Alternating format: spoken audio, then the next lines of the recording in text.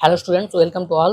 তো আজকে আমরা প্রথমেই যেটা দেখব সেটা হচ্ছে স্প্রিং বল মডেল। এটা আগের দিন ক্লাসে একটু মিসিং হয়ে গেছিল, তো আজকে এটা বলে দিই। তো স্থিতিস্থাপকতাকে আমরা হচ্ছে এক্সপ্লেন করতে পারি স্প্রিং বল মডেল দিয়ে।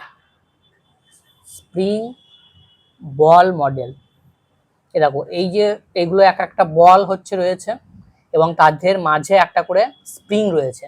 তাহলে এই দুটো বলকে যদি আমরা বিকৃত করার চেষ্টা করি বা এক্সটেনশন বা কন্ট্রাকশন করার চেষ্টা করি, তাহলে সেটা কি হবে, আবার পুনরায় আগের অবস্থায় হচ্ছে ফিরে আসার চেষ্টা করবে। তো এটা স্প্রিং বল দিয়েও হচ্ছে যে এক্সপ্লেন তাহলে করা যাচ্ছে। ঠিক আছে, জাস্ট এইটুকু জেনে রাখবে, ইনফরমেশনের জন্য এটা বললাম, এটা কিন্তু ইম্পর্টেন্ট।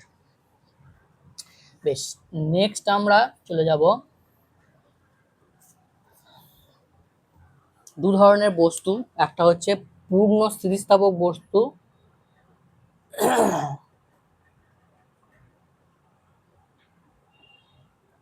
আর একটা হচ্ছে প্লাস্টিক বস্তু।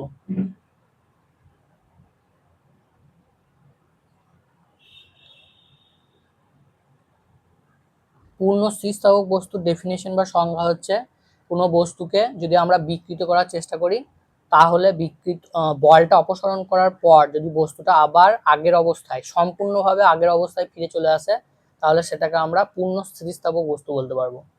আর প্লাস্টিক বস্তু হচ্ছে আমরা একটা বল দিলাম, বল দেবার পরে বস্তুটা বিকৃত অবস্থাতেই থেকে গেল, আর আগের অবস্থায় ফিরে এলো না।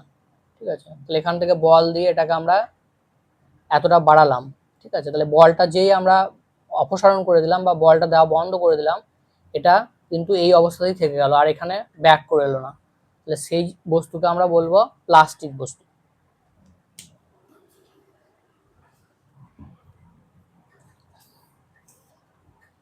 এরপর আমরা পড়েছিলাম আগের দিন পীড়ন। পীড়নের 3 রকম পীড়ন আমাদেরকে পড়তে হবে। তো প্রথম হচ্ছে যে অনুদৈর্ঘ্য পীড়ন,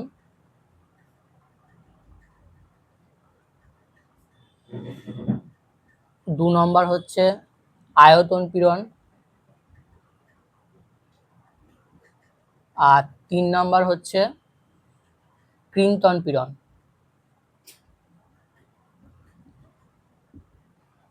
তো প্রথমে আমরা এইটা নিয়ে অনুদৈর্ঘ্য পীড়ন এটা নিয়ে আলোচনা করব। তো অনুদৈর্ঘ্য পীড়ন হচ্ছে একমাত্র সলিড বা কঠিন বস্তুর ক্ষেত্রে হবে, তরল বা গ্যাসের ক্ষেত্রে অনুদৈর্ঘ্য পীড়ন হবে না। এবং কঠিনের ক্ষেত্রে স্থিতিস্থাপক গুণাঙ্কটা হয়ে যাবে ইয়ং গুণাঙ্ক। স্থিতিস্থাপক গুণাঙ্কের সংজ্ঞা কি ছিল? পীড়ন বাই বিকৃতি। তাহলে এখানে হয়ে যাবে ইয়ং গুণাঙ্ক আমরা ওয়াই দিয়ে লিখবো, তাহলে এটা হয়ে যাবে অনুদৈর্ঘ্য পীড়ন বাই অনুদৈর্ঘ্য বিকৃতি। ইয়ং গুণাঙ্কের মান হচ্ছে কার উপর নির্ভর করবে? সেটা হচ্ছে তারের উপাদানের উপর। তারটা কি দিয়ে তৈরি, তার উপাদানের বা বস্তুটা কি দিয়ে তৈরি তার উপাদানের উপর নির্ভর করবে। তামা হলে তার ক্ষেত্রে একরকম হবে, লোহা হলে তার ক্ষেত্রে একরকম হবে। এরকম বস্তু চেঞ্জ হয়ে গেলে ইয়ং গুণাঙ্কের মানটা হচ্ছে চেঞ্জ হয়ে যাবে।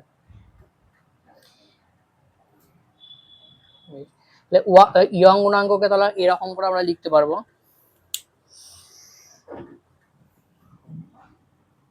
ইয়ং গুণাঙ্ক একটা স্থিতিস্থাপক গুণাঙ্ক, তাহলে এর একক মাত্রা আগের ক্লাসে যেটা করিয়েছিলাম সে একইভাবে হবে। স্থিতিস্থাপক গুণাঙ্কের যা একক হয়েছিল এক্ষেত্রেও একক হচ্ছে সেম থাকবে।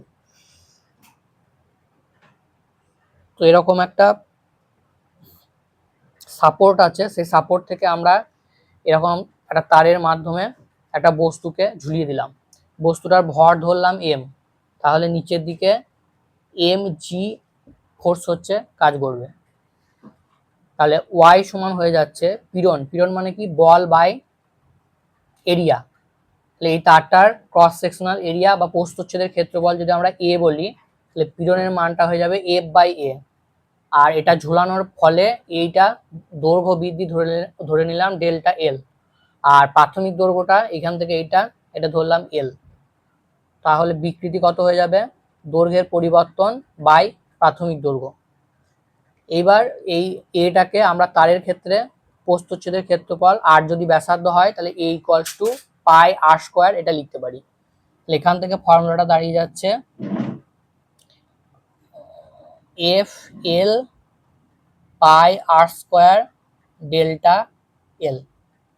ঠিক আছে, এখান থেকে আমরা চাইলে কতটা দৈর্ঘ্য বৃদ্ধি হচ্ছে সেটাও বের করে নিতে পারবো। সেটা ডেল্টা এল ইকুয়াল টু হয়ে যাবে F by L Y pi R square. তো এখান থেকে নিউমেরিক্যালস আসতে পারে, এই নিউমেরিক্যালসটা একটু দেখবো আমরা।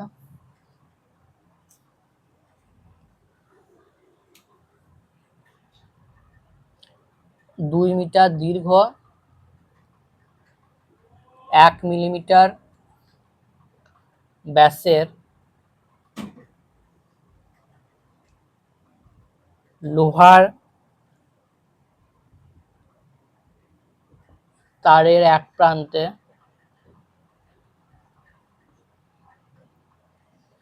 8 কেজি ভর ঝোলানো আছে। 8 কেজি ভর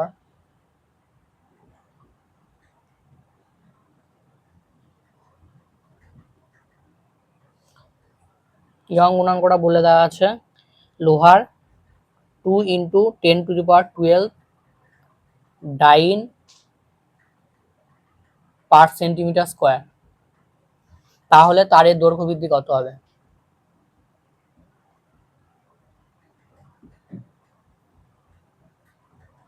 তাহলে এটা এই ফর্মুলাতে দেখো করা যাবে। ঠিক আছে, তো এই এফ এর জায়গায় আমরা এম জি বসিয়ে দেবো, M G L by pi R square Y. ঠিক আছে, এখানে এটা বুঝতে পারলে তো, এখানে এই যে তারটা ছিল, এই তারটা আমরা এম ভর নিয়েছিলাম, তাহলে নিচের দিকে যদি জি দেয় তাহলে এখানে টোটাল নিচের দিকে ফোর্সটা কত দিচ্ছে? এম জি দিচ্ছে। তো এফ এর জায়গায় আমরা এম জি বসাতে পারি।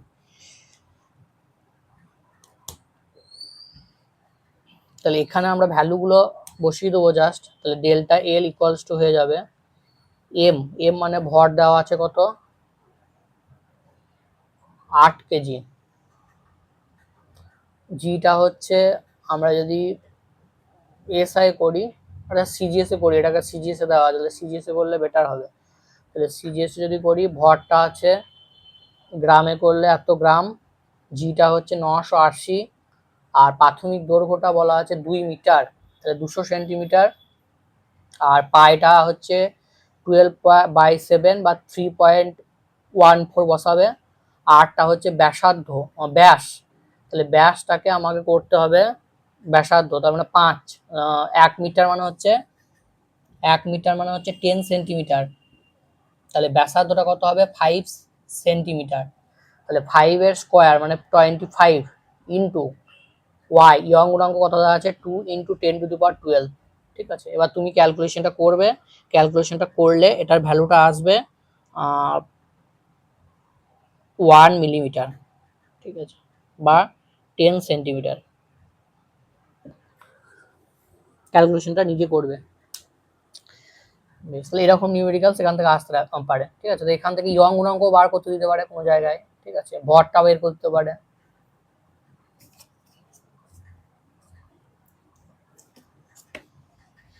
এইবার আর একটা কোশ্চেন আছে যে একটা তামার তারের, বা তামা দিতে পারে, লোহা দিতে পারে, যে কোনো হোক। তো তামার তারের ইয়ং গুণাঙ্ক 11.8 ইন্টু 10⁻11 ডাইন সেন্টিমিটার, ডাইন পার সেন্টিমিটার স্কোয়ার। তাহলে এইটা বলতে কি বুঝবো? খুব সহজ, আমরা ডেফিনেশন কিভাবে বানাবো? ডেফিনেশন হচ্ছে পীড়ন বাই বিকৃতি। তাহলে এখানে যেহেতু ইয়ং গুণাঙ্ক করছি, তাহলে অনুদৈর্ঘ্য হবে। তাহলে কি বলবো? একটি তারের একক, এর নিচেরটা 1 করে দিতে হবে। তাহলে একটি তারের একক অনুদৈর্ঘ্য বিকৃতি উৎপাদন করতে বা উৎপন্ন করতে যদি 1 সেন্টিমিটার স্কোয়ার প্রস্থচ্ছেদের ক্ষেত্রফলের উপর 11.10⁻11 ডাইন বল হচ্ছে আমাকে প্রয়োগ করতে হবে। বুঝা গেছে? তাহলে নিচেরটা জাস্ট 1 করে দেবে। তাহলে কি বললাম? তামার তারের ইয়ং গুণাঙ্ক এত বলতে আমরা বুঝি একক অনুদৈর্ঘ্য বিকৃতি উৎপন্ন করতে গেলে তামার তারের 1 সেন্টিমিটার স্কোয়ার প্রস্থচ্ছেদের ক্ষেত্রফলের উপর 11.8 × 10⁻11 ডাইন বল হচ্ছে প্রয়োগ করতে হবে। এরকম লোহা দিতে পারে, সেগুলো আমরা জাস্ট তামার জায়গায় লোহা করে দেবো। এরপরে নেক্সট যেটা আসবো সেটা হচ্ছে আয়তন। আয়তন বিকৃতি গুণাঙ্ক কঠিন, তরল, গ্যাস, এদের তিনজনের ক্ষেত্রে কিন্তু হতে পারে। ঠিক আছে, তো এরকম একটা বল আছে, সেই বলটাকে আমরা ধরো কম্প্রেস চেপে হচ্ছে সংকোচন করে দিলাম। ঠিক আছে, তাহলে বলটার আকারে কি হয়ে গেল, বলটা আয়তনে কি হয়ে গেল, আকারে না সরি, বলটা আয়তনে কি হয়ে গেল, আকারটা কিন্তু একই আছে কিন্তু বলটা আয়তনে হচ্ছে ছোট হয়ে গেল। তাহলে এই ক্ষেত্রে আয়তন বিকৃতি গুণাঙ্ক আসবে। আয়তন বিকৃতি গুণাঙ্ক কঠিন, তরল এবং গ্যাস তিনজনের ক্ষেত্রে হতে পারে। ইয়ং গুণাঙ্ক শুধুমাত্র কঠিনের ক্ষেত্রে হবে, তরল এবং গ্যাসের ক্ষেত্রে হবে না। এটা ইম্পর্টেন্ট পয়েন্ট মনে রাখবে। এবার আয়তন বিকৃতি গুণাঙ্ক, এটার ফর্মুলা কি হয়ে যাবে, উপরে চলে যাবে আয়তন পীড়ন বাই আয়তন বিকৃতি। ঠিক আছে, এইবার দেখো একক একই থাকবে, স্থিতিস্থাপক গুণাঙ্কে যা একক মাত্রা বলেছিলাম সেম থাকবে, কারণ এগুলো সবই হচ্ছে এক একটা স্থিতিস্থাপক গুণাঙ্ক। বেশ, এবার এখানে দেখো আয়তন পীড়নটা, এর ক্ষেত্রে আমরা যদি তরল এবং গ্যাসের ক্ষেত্রে কনসিডার করি, তরল এবং গ্যাসের ক্ষেত্রে এই আয়তন পীড়নটাকে আমরা চাপের পরিবর্তনের সঙ্গে সমান করব। চাপের পরিবর্তনকে আমরা ধরলাম ডেল্টা পি, আর আয়তনের পরিবর্তনটা হলো ডেল্টা ভি। প্রাথমিক আয়তনটা ছিল ভি, তাহলে বিকৃতি মান কত হয়ে যাবে, ডেল্টা ভি বাই ভি। এইবার চাপ আর আয়তন এদের মধ্যে সম্পর্কটা হচ্ছে ব্যস্তানুপাতিক। ঠিক আছে, যদি আমরা বয়েলসের ফর্মুলা পড়ি তাহলে পি সমানুপাতিক 1/v ছিল, এটা মনে রাখো। ঠিক আছে, তাহলে এখানে ব্যস্তানুপাতিক, তাহলে একটা বাড়লে একটা কমবে, তাহলে সেটা বোঝানোর জন্য এখানে কি করব, সামনে একটা মাইনাস সাইন আমরা দেব। এইটাকে ডেরিভেটিভ ফর্মে লিখলে কি হয়ে যাবে, মাইনাস এই ভিটাকে উপরে তুলে দিলাম ডিপি বাই ডিভি। তো এরকম ফর্মে ওটাকে লেখা যায়। তো ডেরিভেটিভ দিয়ে এখান থেকে আমরা আয়তন বিকৃতি গুণাঙ্কটাকে বের করে নিতে পারবো। আয়তন বিকৃতি গুণাঙ্কটাকে আমরা কে দিয়ে ধরো লিখলাম। এবার একটা জিনিস মনে রাখবে, বলে দিচ্ছি কি পয়েন্ট, খাতা থাকলে অবশ্যই লিখে রাখবে। ইয়ং গুণাঙ্ক, আয়তন বিকৃতি গুণাঙ্ক এবং কিন্তন গুণাঙ্ক, এই সবগুলোর মান, ঠিক আছে, কিন্তন পীড়ন গুণাঙ্ক না, ওটা হচ্ছে যে দৃঢ়তা গুণাঙ্ক। ঠিক আছে, তাহলে এই কিন্তনের রিলেটেড হচ্ছে দৃঢ়তা, ওটা পরে আসছি। তো এই মানে সব যে গুণাঙ্কগুলো বেরোবে তোমার স্থিতিস্থাপক গুণাঙ্কগুলো, সেগুলো সব কিন্তু অলওয়েজ হচ্ছে পজিটিভ হবে। তাহলে তুমি বলে স্যার এখানে মাইনাস দিলে কেন, মাইনাসটা দিলাম এটা বিপরীত সম্পর্ক বোঝানোর জন্য। তুমি যখন এখানে ভ্যালুটা বসাবে তখন কেটা আলটিমেটলি পজিটিভ হয়ে আসবে, কেন তুমি এখানে প্রেসারটা যখন বসাবে ভি এর জায়গায় মাইনাস তোমাকে বসাতে হবে, তাহলে আলটিমেটলি এই দুটো মাইনাস ক্যান্সেল হয়ে প্লাস হয়ে যাবে। মাইনাসটা শুধু বোঝাচ্ছে এদের মধ্যে ব্যস্তানুপাতিক সম্পর্ক, কিন্তু প্রত্যেকটা স্থিতিস্থাপক গুণাঙ্কের মান কিন্তু পজিটিভ হবে, এটা কিন্তু খেয়াল রাখবে।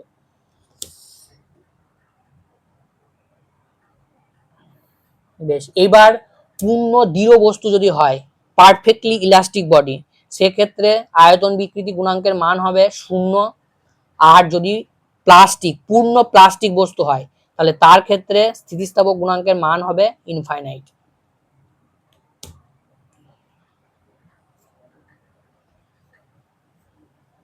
আর আয়তন বিকৃতি গুণাঙ্কের অনন্যককে আমরা কি বলবো, সংনম্যতা। আয়তন বিকৃতি গুণাঙ্কের অনন্যককে আমরা বলবো সংনম্যতা। তাহলে সংনম্যতা ইকুয়ালস টু হয়ে যাচ্ছে 1 বাই আয়তন বিকৃতি গুণাঙ্ক, 1 বাই আয়তন বিকৃতি গুণাঙ্ক।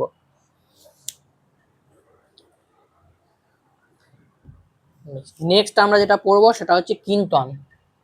ঠিক আছে, কিন্তন পীড়নটা কি দেখবো আগে। কিন্তন পীড়ন, ধরো এরকম একটা বস্তু রাখা আছে, ঠিক আছে, এটা ধরো একটা ঘনক। ঠিক আছে, এরকম বস্তু একটা রাখা রয়েছে টেবিলের উপর, এবং আমরা এই নিচের যে ফেসটা, এই নিচের ফেসটা ধরে নিলাম এখানে চেপে বসে আছে, মানে এটা হচ্ছে ক্ল্যাম্প করা আছে, মানে আটকানো আছে। ঠিক আছে, এবার কি করলাম, আমরা এখানে এরকম করে একটা বল দিলাম, তাহলে বলটা এখানে কি করছি, স্পর্শক বরাবর দিচ্ছি। কি পয়েন্ট, স্পর্শক বরাবর দিচ্ছি, তাহলে এইটা কি হলো, এরকম বেঁকে গেল। ঠিক আছে, তাহলে এই যে কোণটা উৎপন্ন হচ্ছে এটাকে কি বলবো, থিটা দিলাম। এইটাকে বলা হয় কিন্তন কোণ, এই থিটাটাকে বলা হয় কিন্তন কোণ। আর কিন্তন পীড়ন হচ্ছে এই যে পীড়নটা আমরা তৈরি করলাম এখানে, এখানে যে পীড়নটা তৈরি হবে সেটা হচ্ছে কিন্তন পীড়ন, ঠিক আছে। বা কিন্তন পীড়নের জন্য যে স্থিতিস্থাপক গুণাঙ্ক হবে সেটাকে আমরা বলবো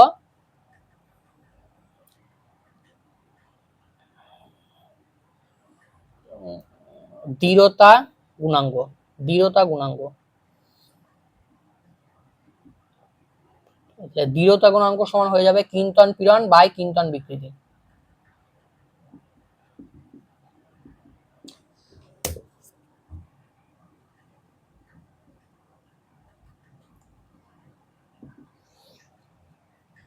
কিন্তন বিকৃতি, কিন্তন পীড়ন বাই কিন্তন বিকৃতি। এবার দেখো এখানে কিন্তনের বিকৃতির মানটা আমরা কিভাবে বের করব, এইখান থেকে এইটুকু ধরো সরে গেছে এক্স বা এল যাই বলো না কেন, এটাকে এক্স সরে গেছে ধরলাম, আর এইখান থেকে এই হাইটটাকে আমরা মানে দুটো যে তল রয়েছে, যে তলের উপর আমরা বল প্রয়োগ করছি এবং যে তলটা ফিক্সড আছে, এই দুটোর মাঝে হচ্ছে ডিস্টেন্স এল। তাহলে আমরা এখান থেকে লিখতে পারি ট্যান থিটা সমান লম্ব, লম্ব বাই ভূমি, তাহলে X by L, theta equals to হয়ে যাবে X by L, theta equal to হয়ে যাচ্ছে এক্স বাই এল। তাহলে এই যে theta equal to X by L হলো, এইটাকে আমরা এখানে বলবো কিন্তন বিকৃতি। তাহলে কিন্তন বিকৃতির জায়গায় আমি বসিয়ে দিতে পারি x by L, x by L, okay. এইবার দেখো কিন্তন পীড়নটা কি, এখানে যেটা বললাম যে বলটা কিন্তু কিভাবে অ্যাপ্লাই করা হয়েছে স্পর্শক বরাবর, আর এই তলটার ক্ষেত্রফল আমরা ধরলাম এ, তাহলে কিন্তন পীড়নের মান হয়ে যাবে এফ বাই এ। তাহলে দৃঢ়তা গুণাঙ্ককে আমরা লিখি ইটা দিয়ে, ইটা, এই সাইনটাকে বলা হয় ইটা, ঠিক আছে। এন এর মতো কিন্তু দাগটা লম্বা হবে, তাহলে এটাকে সাজিয়ে লিখলে এফ, এলটা উপরে উঠে গেল, এ এক্স, এইটা হচ্ছে দৃঢ়তা গুণাঙ্কের মান। এবার একটা প্রবলেম দেখাবো, যে প্রবলেম থেকে তোমাদের দুটো কনসেপ্ট একসঙ্গে ক্লিয়ার হবে, ঠিক আছে। ধরো যারা নিট দিচ্ছ বা যেই দেবে তাদের জন্য কিন্তু এটা ইম্পর্টেন্ট। ধরো এরকম একটা বস্তু আছে, ঠিক আছে, এই বস্তুটার উপর আমি এরকম করে একটা বল দিলাম, যেটা এই কোণের হরাইজন্টাল লাইনটার সঙ্গে হচ্ছে থিটা কোণ উৎপন্ন করছে।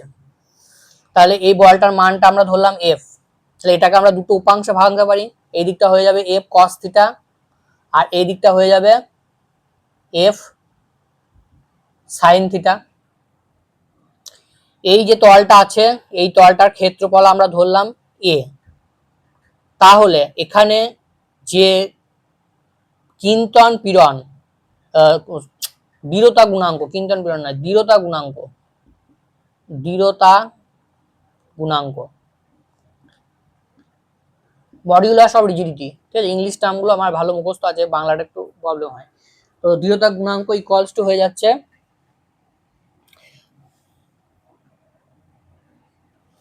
স্পর্শক বরাবর ফোর্স, ঠিক আছে, মানে প্যারালাল বাই হচ্ছে ক্ষেত্রফল। তাহলে স্পর্শক বরাবর কত ফোর্স কাজ করছে, ফোর্সের কত component, F cos theta by A. আর এখানে যদি আমরা ইয়ং গুণাঙ্কটাকে বার করতে চাই,